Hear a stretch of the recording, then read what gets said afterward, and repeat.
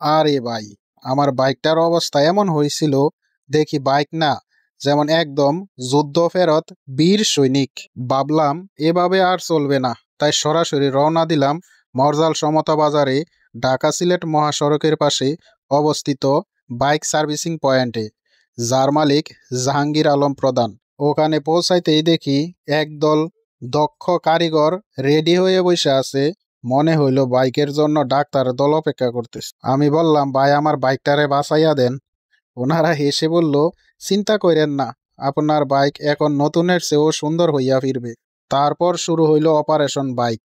একদম খুঁটিনাটি জায়গা পরিষ্কার, engine wash, brake servicing, chain oil, সবকিছু এমন যত্নে করলো মনে হচ্ছিল আমার বাইকটা কোনো ভিআইপি ট্রিটমেন্ট পাচ্ছে। সব কাজ শেষ হইলে দেখি বাইকটা এমনভাবে চকচক করতেছে যে নিজের ছায়াটা বাইকের উপর পড়লেও লজ্জা পায়। আর মজার বিষয় হইল, এখানে শুধু সার্ভিসিং না, সব রকম মোটরসাইকেল পার্টস, হেলমেট আর মডিফাইড সার্ভিসিং পাওয়া যায়। মানে বাইকের যত চাহিদা এক জায়গায় পুরাই ফিটিংস। যদি ভালো সার্ভিসিং পেতে চান তবে একবার অবশ্যই ঘুরে আসেন বাইক সার্ভিসিং পয়েন্ট।